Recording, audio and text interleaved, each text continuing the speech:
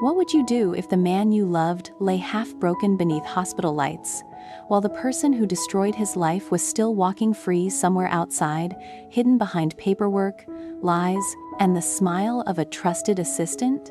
The hospital room was cold enough to make grief feel sharper. CEO Jack, once so steady and protective, now lay motionless under pale neon light, his body connected to tubes and machines that measured out hope in fragile beeping rhythms. Beside him sat Tu Tien, her face wet with silent tears, her hands trembling as she clutched the blanket near his chest, as if the warmth of her touch alone could keep him anchored to this world. But pain was no longer the only thing burning inside her. Beneath the fear, beneath the exhaustion, beneath the helplessness of watching the man she loved drift in and out of danger, something harder had begun to rise. Someone had done this. Someone had carefully led Jack toward ruin, toward that cursed piece of land, toward the crash that nearly took his life. And before this story reached its quiet light, a village girl with no power except love, memory, and stubborn courage would step out of the hospital and begin hunting the truth herself. The hospital room looked less like a place of healing than a place where life was being negotiated one breath at a time. The white neon lights above were pitiless, flattening every color and draining warmth from the walls. The soft hiss of oxygen and the steady electronic beeping from the monitor made the silence feel even heavier, as if every second had to be counted before it was allowed to pass. Jack lay still on the narrow bed, his face unnaturally pale against the pillow, the strength that once filled his posture and voice now reduced to shallow breaths and long stretches of frightening quiet. Tu Tien sat close enough to hear those breaths. She did not cry loudly. There was no dramatic collapse, no begging in a broken scream.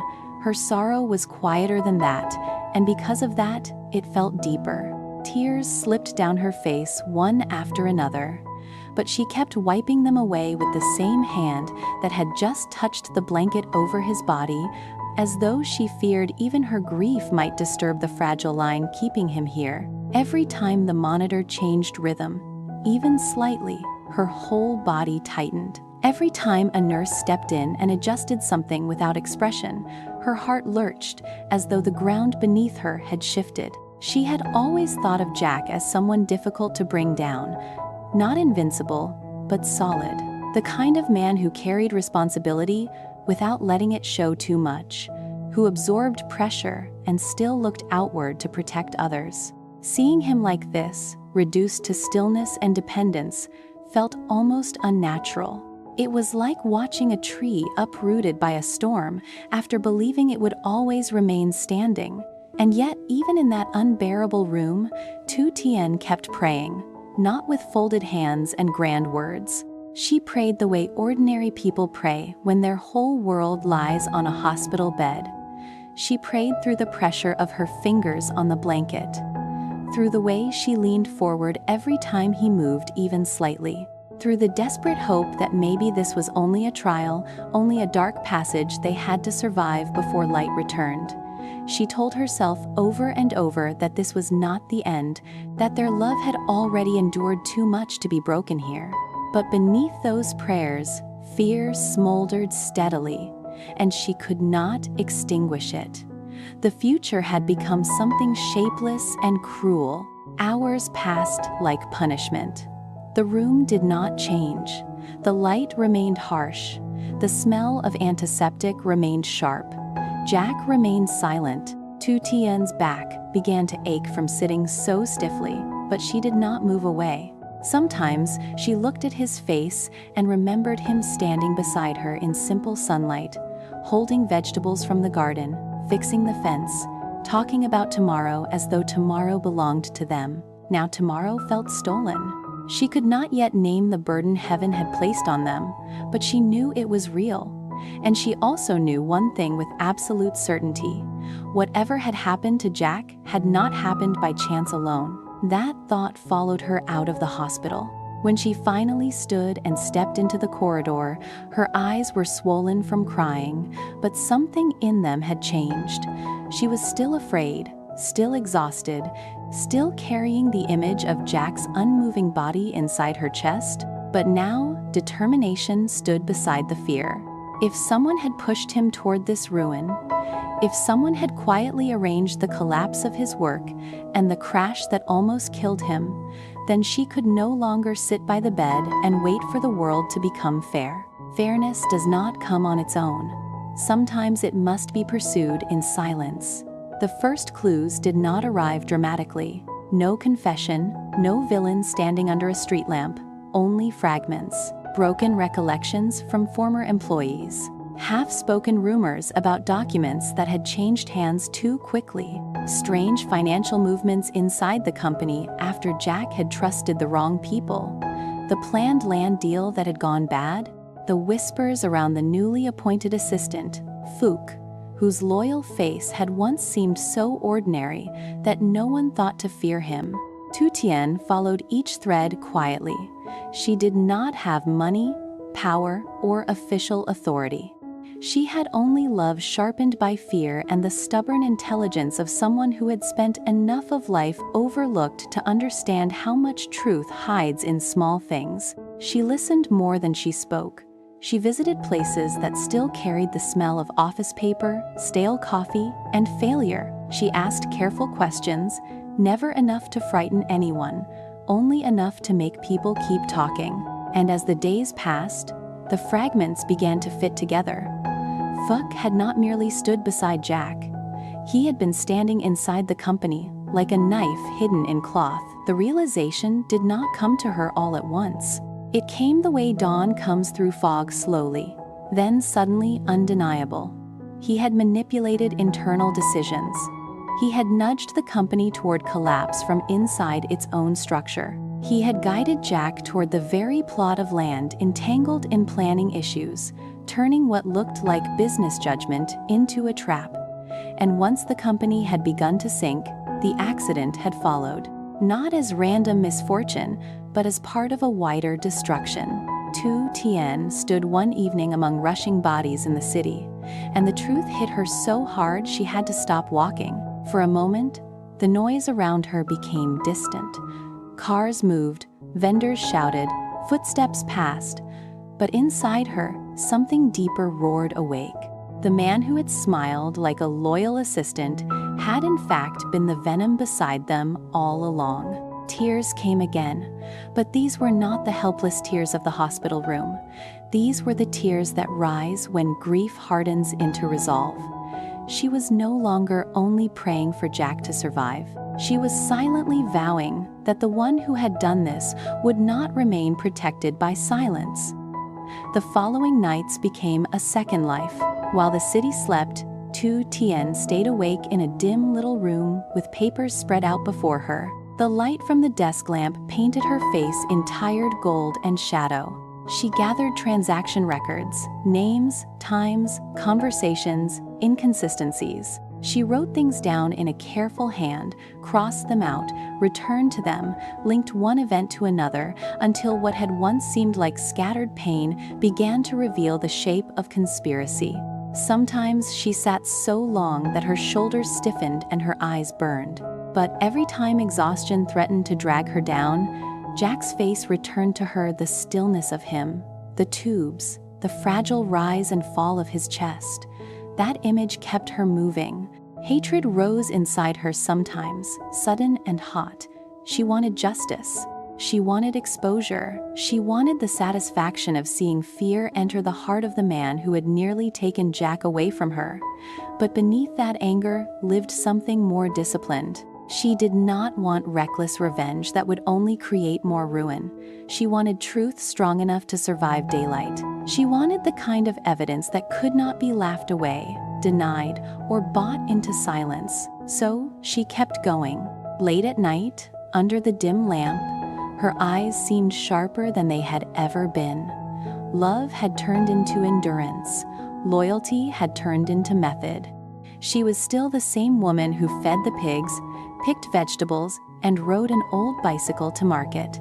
Yet now she was also something else, the keeper of a promise that had not yet been spoken aloud.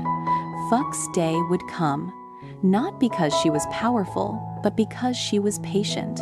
And patient love, once wounded deeply enough, can become more relentless than hatred. Then one morning the room changed. When Tu Tien returned to the hospital after another long night of tracing the truth, she stepped through the door with the usual heaviness in her chest. But before fear could settle into its familiar place, her heart leaped so suddenly it hurt. Jack's eyes were open. For one wild, holy instant, the world seemed to stop. He was weak, yes. His face still pale, his body still drained by pain, but he was looking at her, looking. Alive in that visible, unmistakable way she had been begging heaven for while sitting by his bed. Joy surged through her so fast that tears broke free before she could even smile. She moved toward him with both hands already trembling, as though she were afraid this, too, might vanish if she touched it too quickly. Jack gave her the faintest smile. It was fragile, almost ghost-like, but it was his. That small expression undid her more completely than all the previous fear had done. She took his hand and held it with both of hers, bowing her head for a moment because gratitude had become too large for words. He was still here. Whatever else had been stolen, this had not yet been taken. The storm had not passed, but the darkest part of the night had loosened its grip. The doctor explained that Jack would need time.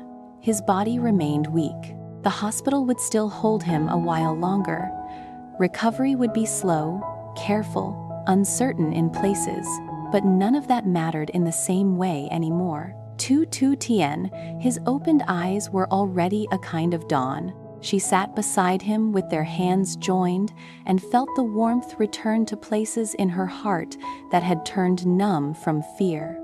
Hope, once thin and desperate, now had something real to stand on. That hope changed the rhythm of her days. She began each morning in the small house they knew so well. The kitchen fire crackled softly while she stirred rice into porridge, letting the warm, clean smell fill the air. Outside, the pigs grunted impatiently, the chickens scattered and clucked, and the yard still held the marks of ordinary labor. She fed the animals, checked the shed, and moved through chores with the practiced steadiness of someone who could not afford to collapse simply because grief had visited. Then she tied her hat under her chin, stepped into the garden, and gathered fresh cucumbers beneath the early sun. Each green fruit she picked carried the same silent meaning: hospital fees, medicine, survival, love. She pushed the old bicycle toward the market as the wheels bumped over the dirt road. Nothing about it was glamorous, but every push of that bicycle felt like a promise. She was earning what she could, holding the house together, feeding the animals, gathering proof against the man who had betrayed Jack. And none of it felt separate. It was all one long act of devotion. When the porridge was ready, she carried it back to the hospital in a metal pot, still holding heat. There, beside the bed, she became gentle again in a different way. She lifted spoonful after spoonful toward Jack's mouth, waiting patiently while he swallowed, her eyes never leaving his face for long. Each motion was tender enough to make the cold room feel almost human. Jack looked at her with a gratitude so deep it seemed to ache. The machine still beeped, the walls remained white and indifferent, but something warm had entered the room with that porridge and her hands. She could feel the bond between them more clearly than ever then. Love had become plain, nourishing, practical. Not a speech, not a promise beneath flowers, but one person feeding another while neither looked away from what had happened. Her smile came through tears. His gaze rested on her with a softness that no weakness could erase. For a moment, the room belonged only to them. After he had eaten enough, she told him the truth. Not every detail, not every danger, but enough. She said she would find the person behind everything. She would not let the one who had done this disappear back into ordinary life. Jack's face changed instantly. Worry rose into his eyes. Even weak in body, he was still himself enough to fear for her first. He told her not to do it, told her it was too dangerous. told her to leave the company matters for later, for him, for someone else.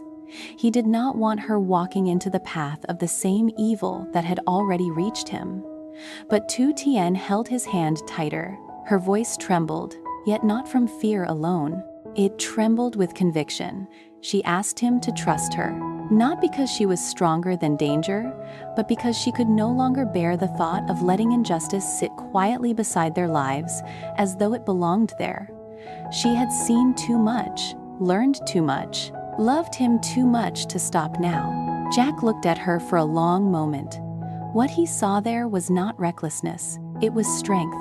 The kind that grows not from power, but from fidelity. The kind no one expects from a small woman who sells vegetables and rides a bicycle until suddenly they understand she is carrying more courage than most men who own offices and titles. That was the moment something shifted between them again. Love was no longer only care. It had become shared purpose. Jack, lying weak beneath hospital light, recognized that Tu Tien's devotion was not passive. It was active, dangerous, sacrificial, and she, sitting beside him with her hand over his, understood more clearly than ever that loving someone sometimes means stepping into fear, not because you are unafraid, but because letting evil go unanswered would be its own kind of betrayal. So the days ahead stood waiting for them, uncertain and sharp. Jack was alive, but fragile. Fuck was still free. The company still lay wounded. The house and garden still demanded labor. Nothing had been repaired. And yet within that unfinished storm, something beautiful had become undeniable. Love had moved from tenderness into responsibility, from tears into action, from helpless waiting into quiet courage. And perhaps that is the emotional truth this story leaves behind. Real love does not only sit beside the hospital bed and pray, it also gathers clues in the dark, feeds pigs before dawn, sells cucumbers for medicine, carries hot porridge through cold hallways, and risks its own safety for justice when the one it loves can no longer stand. Tu Tien did not become heroic because life was kind to her. She became brave because life was cruel, and she refused to let cruelty have the final word.